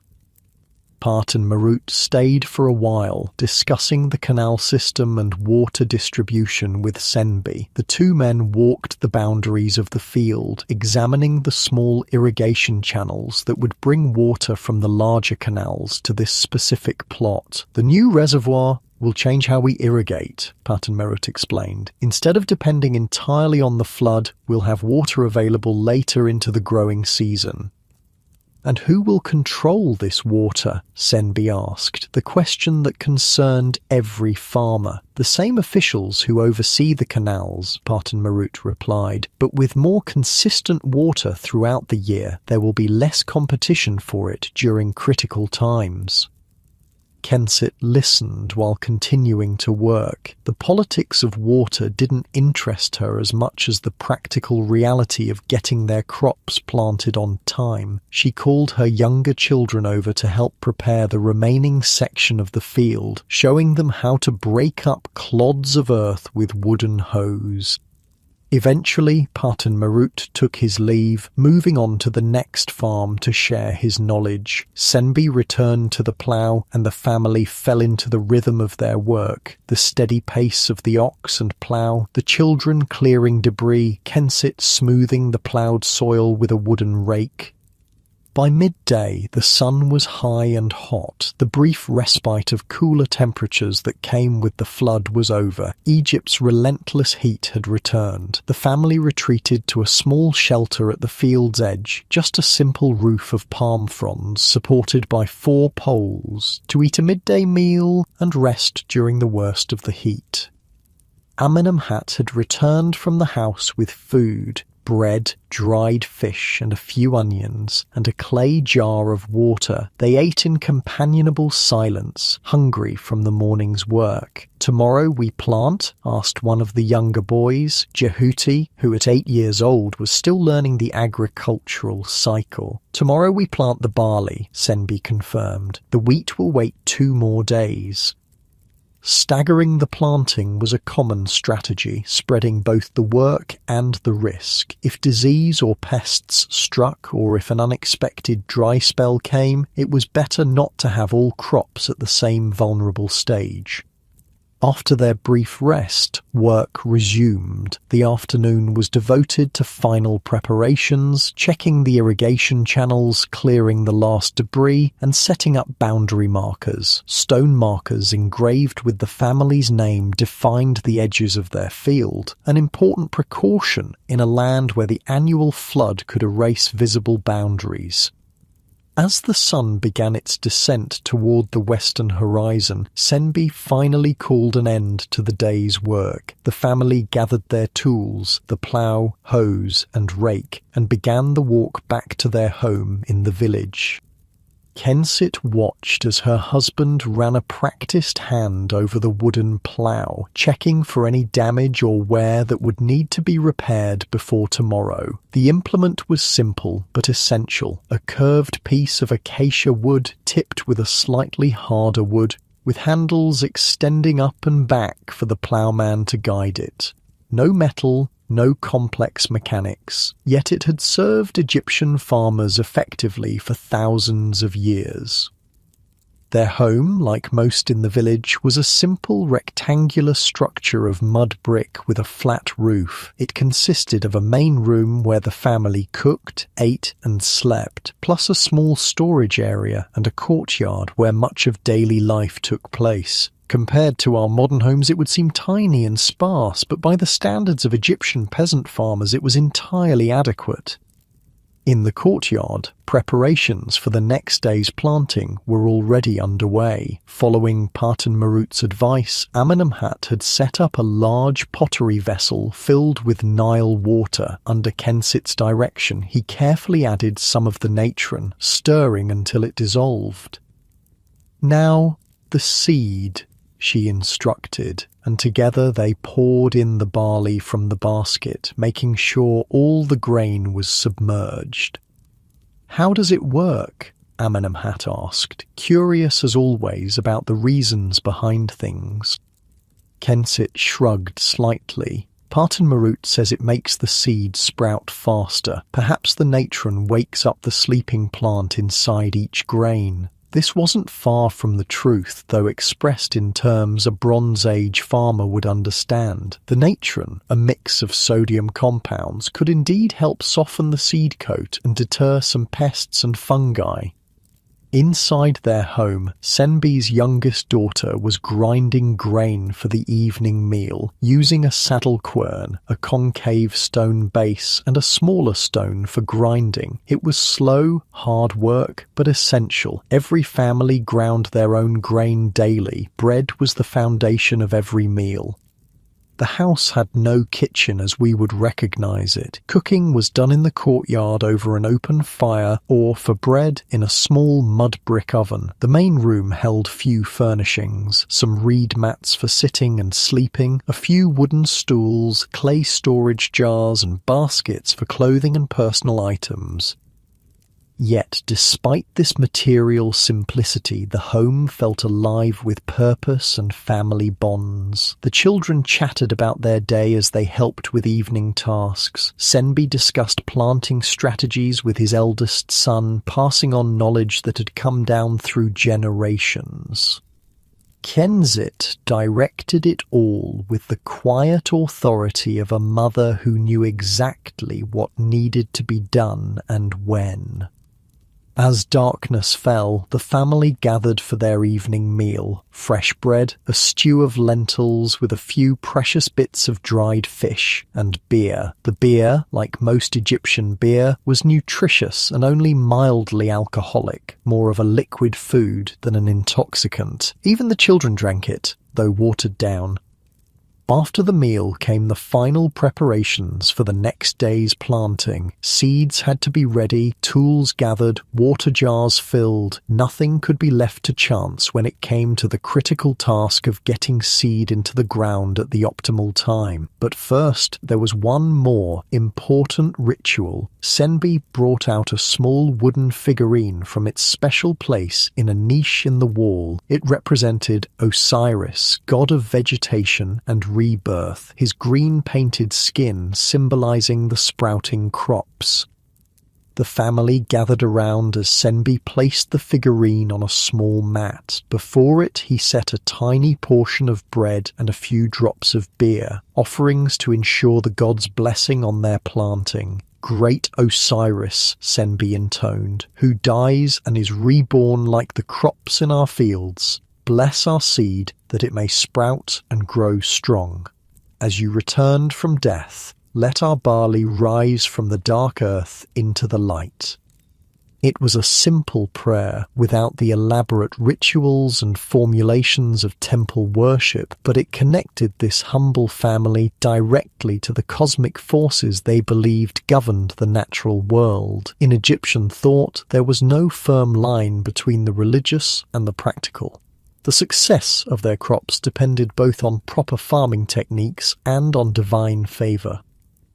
After the brief ceremony, the figurine was carefully returned to its niche. The day's final tasks were completed and the family prepared for sleep. Like most Egyptians, they went to bed shortly after sunset and would rise with the dawn. Oil for lamps was expensive, and there was little reason to stay up in the darkness. Their sleeping arrangements were simple. Reed mats were unrolled on the packed earth floor, with linen sheets for covering in the cooler months or just for comfort in the warmer seasons. There were no separate bedrooms. The entire family slept in the main room, parents and children together. As they settled onto their mats, Jehuti, the 8-year-old, asked a question that had clearly been on his mind. "Father, why do we plant some seeds and eat others? They look the same." Senbi smiled in the darkness. It was a good question, showing the boy was thinking about the world around him. "The seeds we plant are chosen carefully," he explained. "They come from the strongest plants, the ones that grew best and produced the most grain. We save them specially for planting, so our new crops will be strong too." "But they still look the same as the ones we eat," the boy persisted.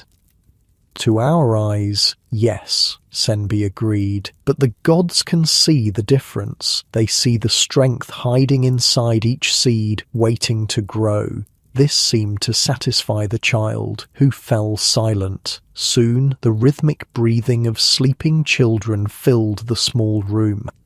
Kensit, however, remained awake a while longer, her mind full of the next day's tasks. Planting required precision and care. The seeds had to be distributed evenly, not too densely packed nor too sparse. They had to be pressed into the soil at just the right depth, deep enough to stay moist and protected, but not so deep that the sprouts couldn't reach the sunlight.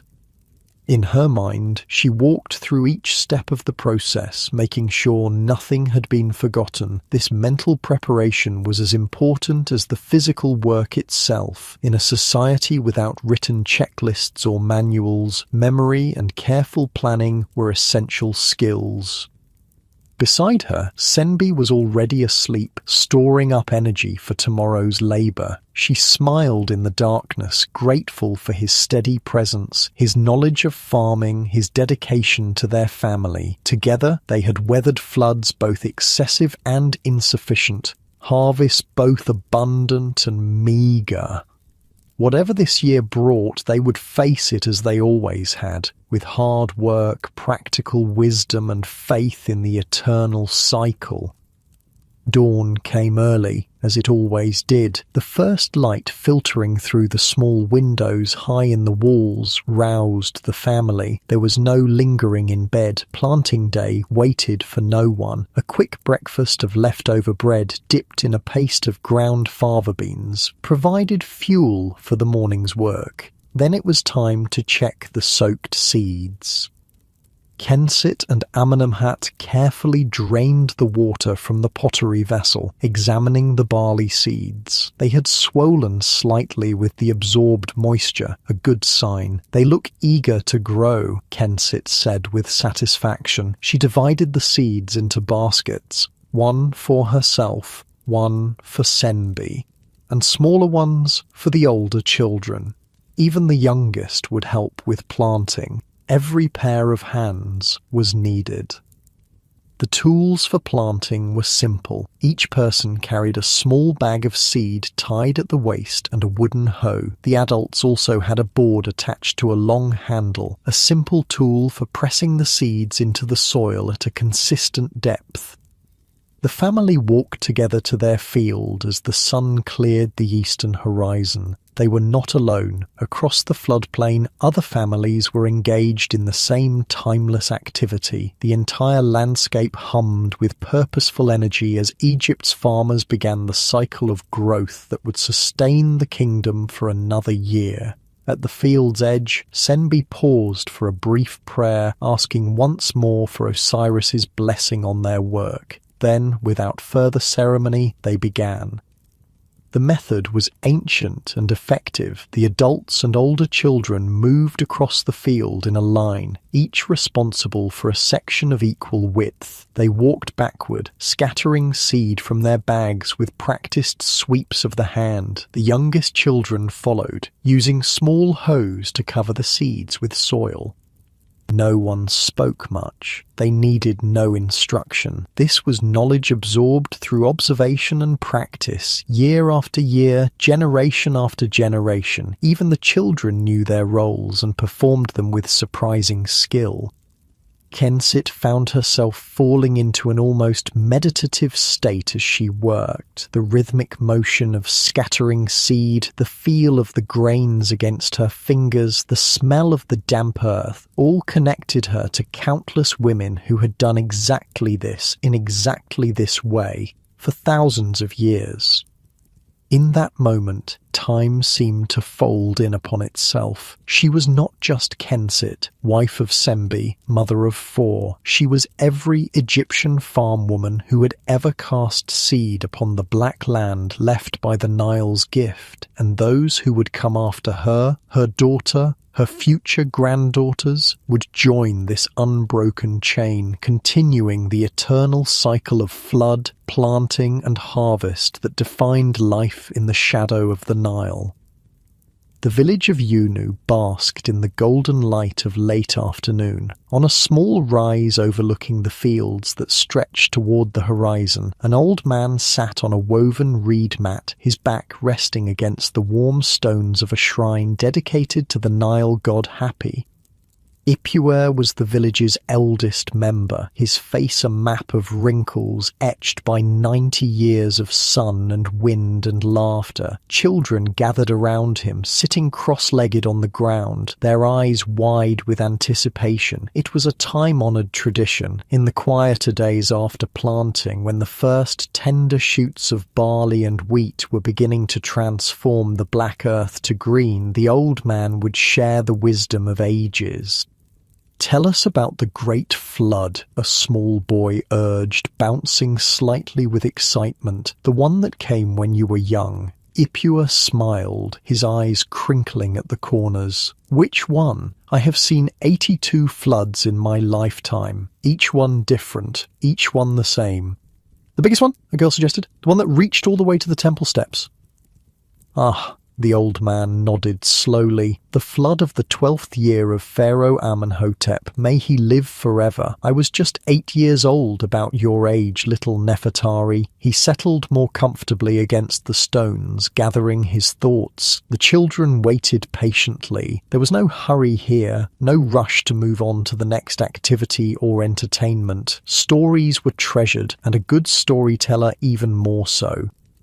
It began like any other flood, Ipua said, his voice taking on the rhythmic quality of practiced storytelling. The star Sothis appeared just before dawn, announcing that Akhet would soon begin. The priests at the Nilometer watched for the first signs of rising water. But when it came faster than anyone expected. His gnarled hands rose and fell, mimicking the water's movements. Within days, the river had burst its banks. Water covered the fields and kept rising. Boats had to navigate by the tops of palm trees. Families moved to higher ground, bringing their animals and whatever possessions they could carry.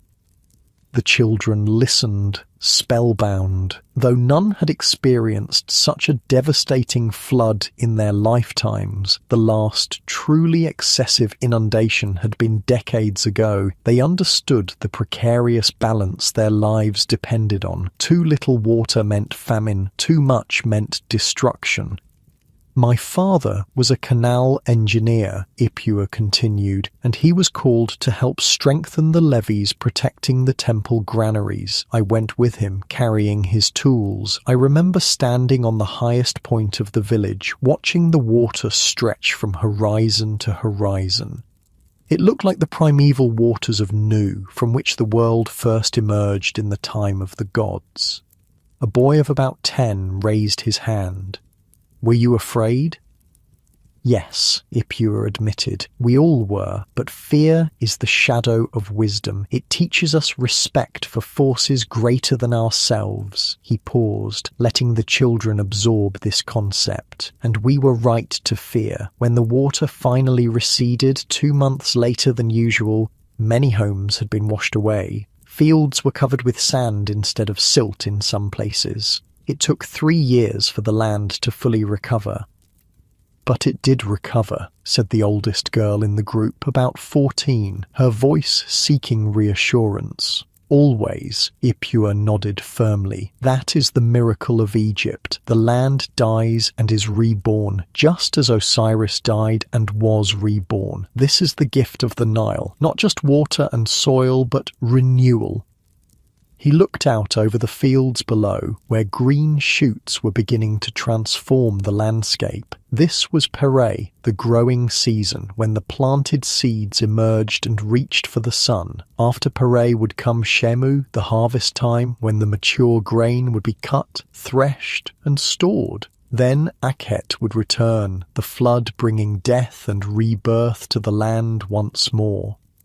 The cycle never ends, Ipua said softly, almost to himself, and we are part of it, like the fish in the river or the birds in the sky. A smaller child, perhaps 5 years old, crawled into the old man's lap without hesitation. Ipua welcomed him with a gentle arm around his shoulders. Tell about the Nilometer, the boy requested, snuggling against the elder's chest.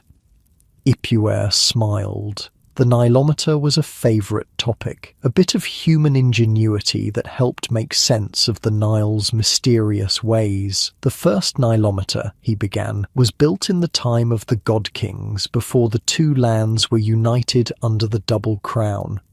It was a simple thing, just a staircase leading down into the river, with marks on the wall showing the height of the water. Like the one at the temple? A child asked. Yes, much like that one, though not as finely made. Over time, the design improved. Some Nilometers became wells connected to the river by underground channels. Others were columns standing in the water, marked with cubits and palms for measuring.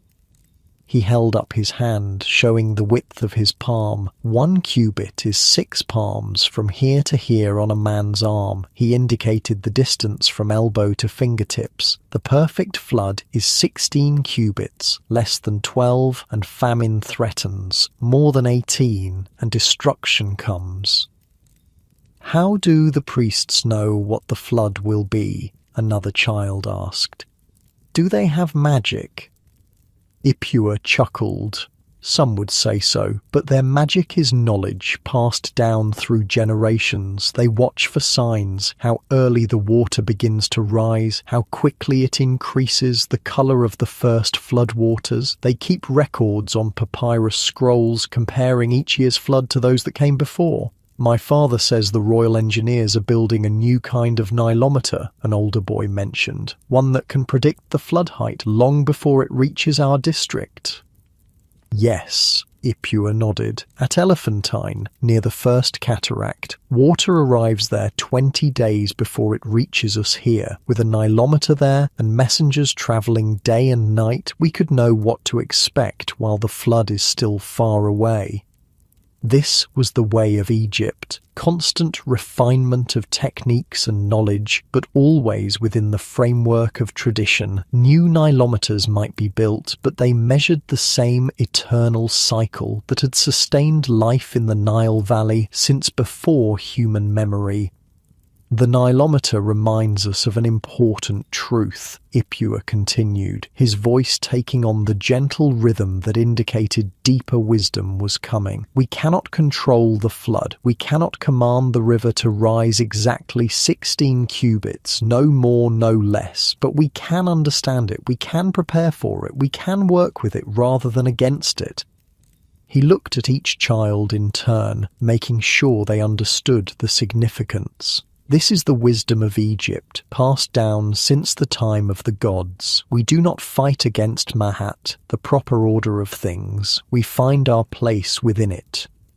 The concept of Ma'at was central to Egyptian thought, the idea that the universe had a proper order, a balance and harmony that should be maintained. It governed everything from natural cycles to human behavior, from the movement of stars to the administration of justice. Now, Ipua said, shifting slightly to ease his old bones. Who can tell me what happens during Pere, the season we have just entered? The children raised their hands eagerly, each wanting to demonstrate their knowledge. The plants grow, said one of the younger ones. We weed the fields and make sure the irrigation channels work properly, added an older boy. We watch for pests and pray to Osiris for strong crops, contributed another. Ipua nodded at each answer. Yes, all of these things. Pere is the time of growth and care. We have done the hard work of preparing and planting. Now we tend and protect what we have begun. He gestured toward the fields below, where families could be seen moving along the rows of emerging plants, carefully removing weeds and checking irrigation channels. Every day the seedlings grow stronger. Every day they reach higher toward Ra's light. And as they grow, we nurture them just as a mother nurtures her children. The little boy in his lap yawned, the peaceful rhythm of the old man's voice making him drowsy. Ipua smiled and continued, his tone becoming even more gentle and measured. After Pere comes Shemu, the time of harvest. The green plants turn golden under the hot sun. The grain heads become heavy and bend toward the earth. Then the sickles come out and the cutting begins. His hands mimicked the motion of harvesting with a sickle, the curved blade slicing through the stalks, gathering them in bundles. The cut grain is taken to the threshing floor where oxen walk in circles, their hooves separating the precious kernels from the chaff. Women winnow the grain, tossing it into the air so the breeze can blow away the lighter chaff while the heavier grain falls back to the mats. These were scenes every Egyptian child knew intimately. Even those who lived in cities or worked at crafts other than farming understood these fundamental processes that sustained all of Egypt. And then, Ipua prompted, "The grain goes into storage," several children answered at once. Yes, into the granaries it goes, some for eating throughout the year, some for trading, some for offerings to the gods, and the most perfect kernels are saved for the next planting. He made a circle with his finger, and so the cycle continues, as it has since Osiris taught us to farm in the time before time. The mention of Osiris led naturally to another favourite topic. "Tell us about the gods of the Nile," requested a girl of about 12. Ipua nodded, settling into another well-practiced tale. "The great river is beloved by many gods. Happy is the god of the flood itself, depicted with blue skin and a large belly full of abundance." He patted his own somewhat rounded stomach, making the children giggle. Osiris is connected to the Nile as well, for it was in the river that his body was hidden by his wicked brother Set. When Isis found and restored him, Osiris became the god of vegetation and rebirth, just as the land dies under the flood and is reborn when the waters recede. The old man's voice took on a more solemn tone. "Some say the flood itself is the tears of Isis weeping for her murdered husband. Others say it is the life-giving power of Osiris returning each year to make the land fertile." He looked at the children with twinkling eyes. "Perhaps both are true. The gods work in ways beyond our full understanding." This was typical of Egyptian religious thought. Different, even seemingly contradictory explanations could coexist. What mattered was not rigid theological consistency, but the recognition of divine forces at work in the natural world. "There is another story," Ipua continued, "about how the flood began. In the time when gods walked on earth, Egypt was suffering a terrible drought. The people prayed to Ra, the sun god, for relief. Ra took pity on them and commanded his daughter, the fierce goddess Sekhmet, to help. But Sekhmet misunderstood her father's command. Instead of bringing water, she began to slaughter the people of Egypt, drinking their blood in a terrible rampage." The children's eyes widened at this dramatic turn. Even those who had heard the story before leaned forward in anticipation. Ra was horrified. To stop his daughter, he ordered that beer be dyed red to look like blood, and thousands of jugs of this beer were poured out over the fields. Sekhmet, thinking it was blood, drank it all and became so drunk that she fell asleep for 3 days.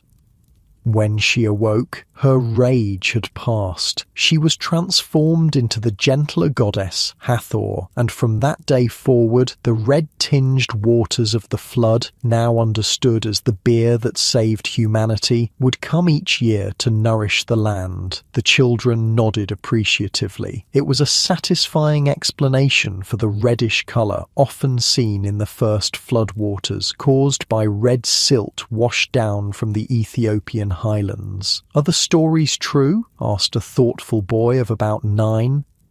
Ipua considered the question seriously. "They are true in the way that matters most. They help us understand our place in the world and our relationship with powers greater than ourselves." He looked out at the green fields, the eternal river beyond, and the vast sky above. "The gods speak to us through the rising and falling of the Nile, through the sprouting of seeds and the ripening of grain. Whether we call it Happy or Osiris or simply the flood, the miracle remains the same." The sun was lower now, painting the landscape in gold and amber. Soon mothers would be calling their children home for the evening meal, but there was time for one more story.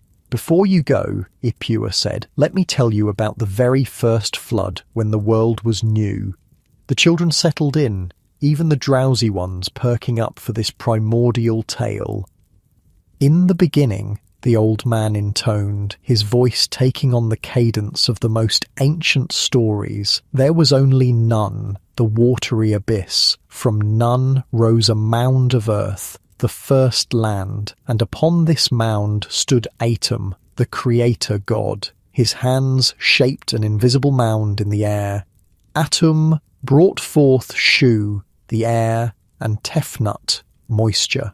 From them came Geb, the earth, and Nut, the sky.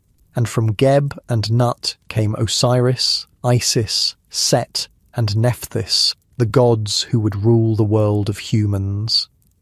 When Geb and Nut were separated, earth below and sky above, the space between them became the world we know, and the tears of the gods became the first rainfall which gathered and flowed and became the Nile. The children were quiet now, transported to that mythic time of creation.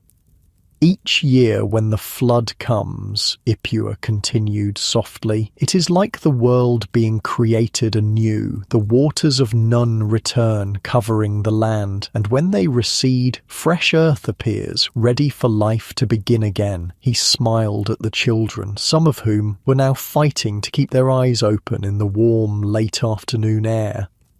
This is why we are not afraid of the flood, even though it may sometimes bring hardship. It is part of the creation, part of Ma'at, the right order of things. Without death, there can be no rebirth. Without the flood's destruction, there can be no renewal. The old man fell silent, allowing the children to absorb this final piece of wisdom. Around them, the village was quieting as the workday ended. Families were returning from the fields, preparing evening meals, tending to animals. The eternal rhythms of life continued, as they had for thousands of years along the Nile. One by one, the children were called away by parents or older siblings, each pausing to touch their foreheads to the elder's hand in a gesture of respect before leaving. Soon only the youngest boy remained, still curled in Ipua's lap, now sound asleep. The boy's mother approached, smiling apologetically. "I'm sorry, wise one. Hanenu always falls asleep during your stories." "It is a compliment," Ipua assured her as she gently lifted her son. "Stories should sometimes lead to dreams." Left alone, the old man didn't immediately rise. His bones protested movement after sitting so long, and besides, the view was worth savouring. The green fields stretching to the river, the date palms swaying slightly in the evening breeze, the distant mountains turning purple in the fading light. This was Egypt, his Egypt, the eternal land that had nurtured his ancestors and would nurture generations yet unborn. In his 90 years, Ipua had seen much change. New farming techniques had been introduced, trade had brought exotic goods from distant lands, different pharaohs had ruled, some wisely, others less so, but the essentials remained constant. The Nile still flooded each year, bringing death and rebirth to the land. Farmers still planted and harvested according to the ancient calendar. Children still gathered to hear elders tell the old stories. There was comfort in this continuity, this participation in cycles greater than any individual life. Egyptians did not fear death as some cultures did, for they saw it as merely part of a larger pattern, a transition rather than an ending, just as the land died under the flood only to be reborn. More fertile than before, humans too would experience rebirth if they had lived according to Ma'at and their hearts were found worthy. Ipua finally rose, his joints protesting with familiar aches. He would return to his daughter's home, where he had lived since his wife joined Osiris in the field of reeds 15 years ago. There would be a simple meal, conversation with his grandchildren, perhaps some beer before sleep. Tomorrow would bring another day of tending the growing crops, of maintaining the irrigation systems, of participating in the eternal rhythms of life along the Nile. The flood would come again, and again after that, long after Ipua himself had departed for the afterlife.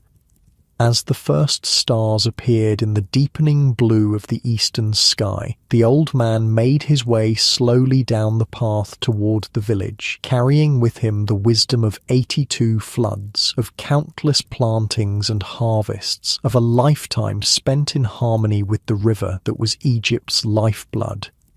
The ancient Egyptians had a saying, "The Nile gives, the Nile takes away, but Egypt endures." In this simple truth lay the essence of their civilization: resilience, adaptation, and faith in the eternal cycles that governed all life. As you lie in your comfortable bed, far removed in time and space from those ancient farmers, perhaps there is wisdom still to be found in their story. They understood something we often forget, that we are part of natural cycles larger than ourselves, that there is a rhythm to life that can't be rushed or controlled, only respected and worked with.